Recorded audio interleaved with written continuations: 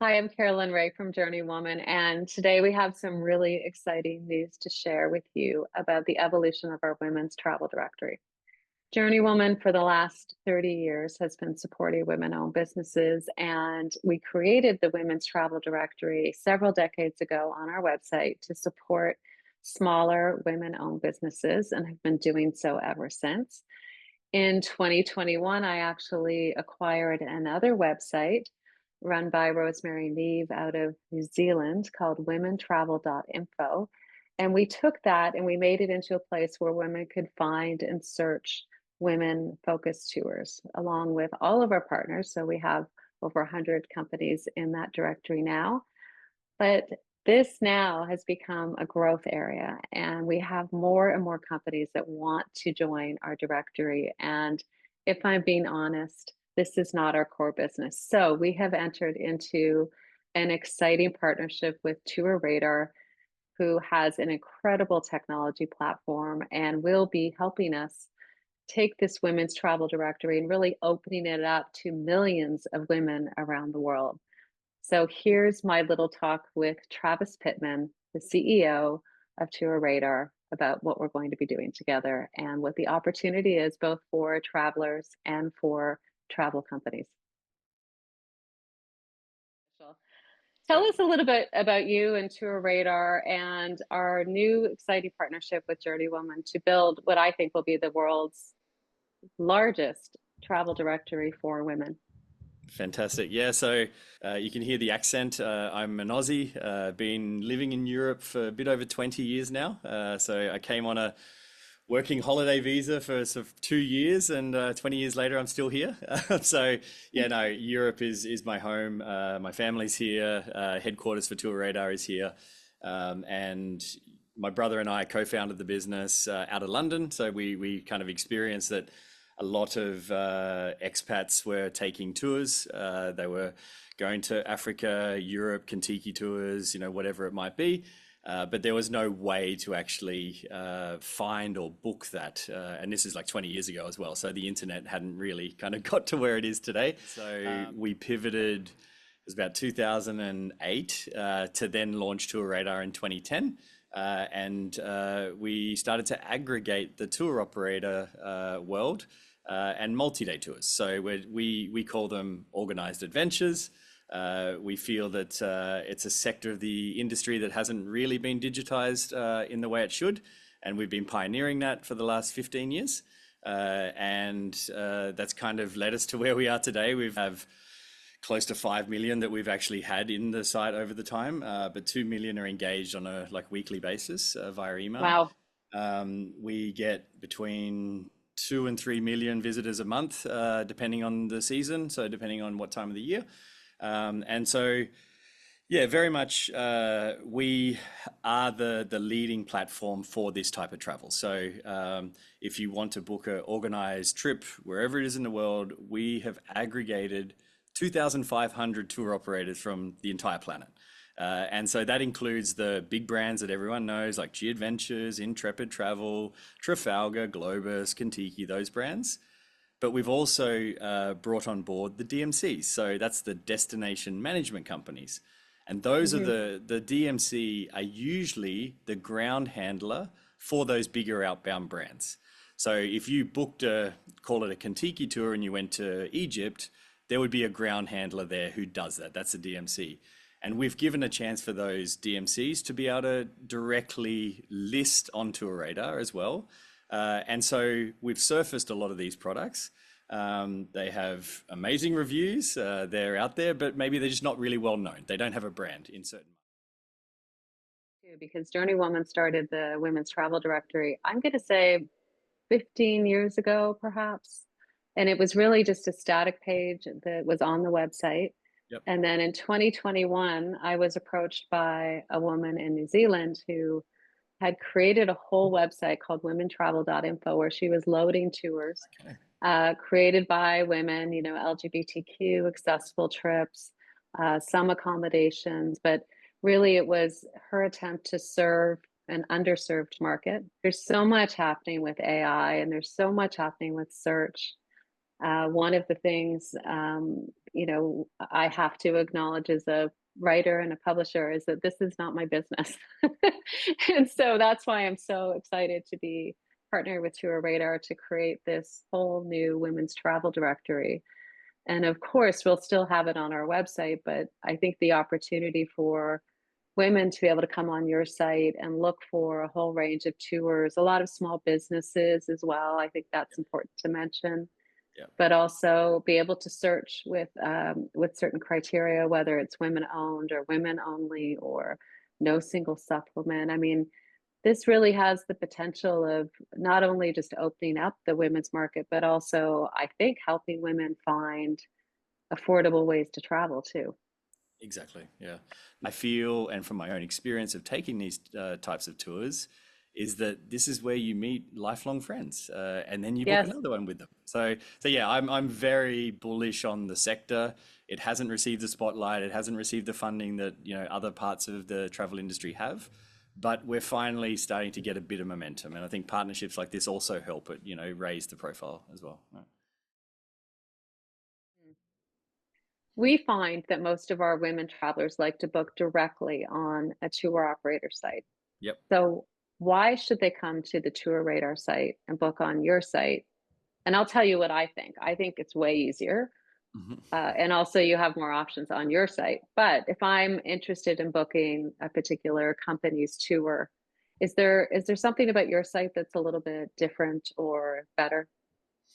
Yeah, I mean, I hope so. And that's why we're in business at the end of the day. No, but I mean, from what we see, and we do customer interviews all the time to try and work out what is it, or how can we continue to be better. And there's a number of ways. So payment methods is a very basic one. So sometimes Mm, a tour operator doesn't have the ability to take credit cards, or maybe they just have PayPal. And customers today are scared of wiring 5,000 US dollars and having no recourse to that money. Whereas with a credit card, you can always do a chargeback. You can always get your money back. And so that's from a customer's point of view, gives them more comfort. We have 24/7 customer support. So we have teams in 3, 4 places around the globe who are actually 24 hours there if there's questions. And so if the tour operator doesn't reply by a certain time, we have triggers in our internal system saying, hey, this person hasn't replied. So we'll kind of go back to the traveler and say, look, the tour operator, it's the weekend at the moment. They don't work on weekends, but they'll get in touch with you on Monday, and we continue to monitor that. There's also, we invest literally in the user experience. That's our core business. We make it as easy as possible for customers to search, filter, navigate, find whatever it is. Whereas when you're building a website, you kind of just do the basics. Like as a small business, you just go, here's the homepage, here's the about page. We've got teams doing A/B tests, meaning we are testing and experimenting every day on different things of how do we improve getting this person from here to here?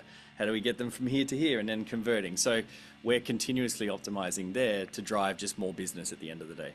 But yeah, so from the different factors, everyone has a different reason. But one also, some like having a middleman in between if they can trust that middleman.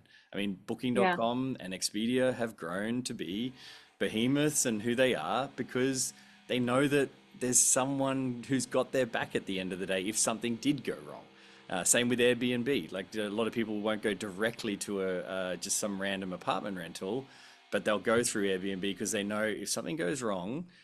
And we have 8-day, 10-day, 12-day journeys where people are taking, paying $10,000 for. You kind of want to know that if something, sorry to say it, shit hits the fan, you want someone who's going to be there to get you back. So yeah, we feel that there's a number of different aspects, and different people value it in different ways. Yeah.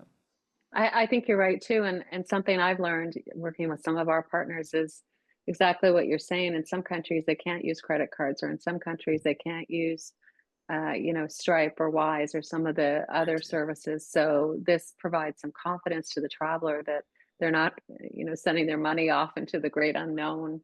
And they have you to help them should something go off the rails or they need a refund or something like that. Exactly. Yeah. No, I mean, what we now want that to do is all that foundational work is like, how do we just make it easy for customers and your, readers and people who are involved with Journey Woman to actually discover products that they didn't know exist, and also Exactly.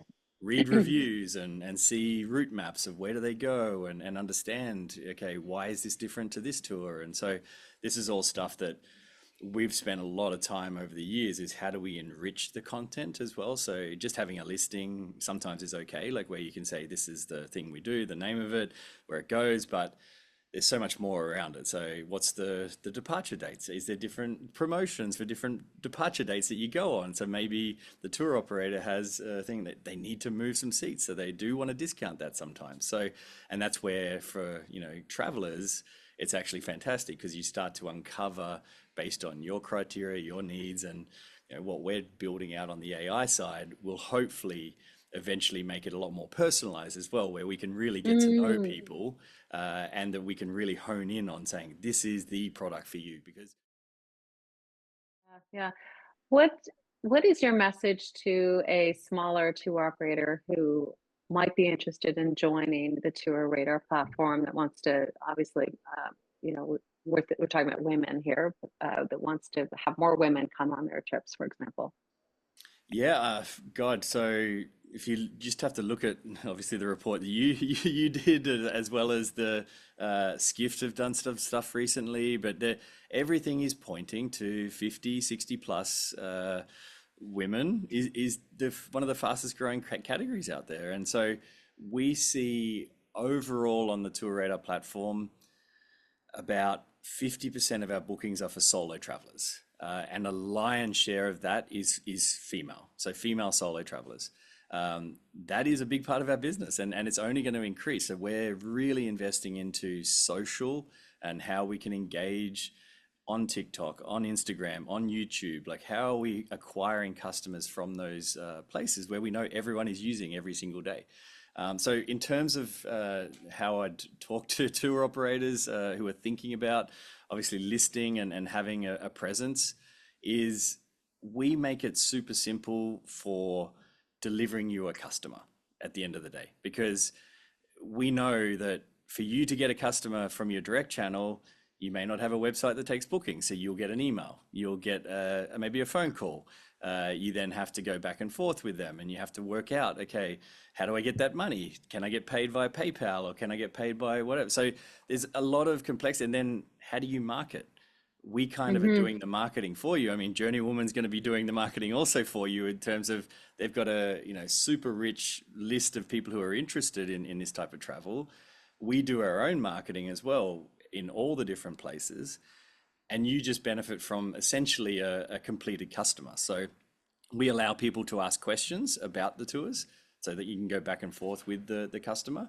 But at the end of the day, if it's a booking, they can click book, put their credit card down, and you'll just get a confirmation to say, this is confirmed, the traveler is this, and they coming on this date, and that's all you need to do. So Yeah. yeah, we really enjoy giving a new channel of distribution to operators who maybe have gone, look, I don't really want to do this online thing and I don't want to pay this commission. But when you add up all the different things of your own time, marketing people's time, and agency, like all the different stuff, we've actually seen that the cost of our commission is less than that in some when you have brochures and you have all these other things like business development, it can actually add up quite a bit as well. No. That's what I was thinking too. It's an opportunity for the tour operator to really focus in on the business and the experience and the itinerary and less about all of the back end administration, which I know as an entrepreneur can take an enormous amount of time, and it's not really always our strength to understand all the technology and all the, the analytics and the tracking and Yep, the. exactly. And maybe just to sort of highlight, I mean, from Tour Radar's perspective, we have dedicated teams for the organic search experience, like for Google. We have paid search where we're spending, literally millions a year in driving people to the website. We have dedicated people on social, like so. And when you have that dedication, it's great, but small businesses just don't have that. And it's really about how do you stay focused on what you're good at and what you can do, and use other services or people to kind of complement that. And that's what we try and do. Clearly, some people just want to do it all themselves, and that's fine. But we hope to work with people who want to maybe expand or try these new channels sometimes. Yeah. Yeah, I hope so too. I hope the tour operators will give it a shot and try it and at least try it because as an entrepreneur, I think you have to be willing to try something new and see what the results are Yep. with that. And my goal ultimately is to get women out traveling because I agree with you. This is how we learn, this is how we expand our perspective, we have empathy, we create gratitude, and then all the things that go along with self-discovery and just I don't know, reaching our potential. I think it's a really exciting time for women.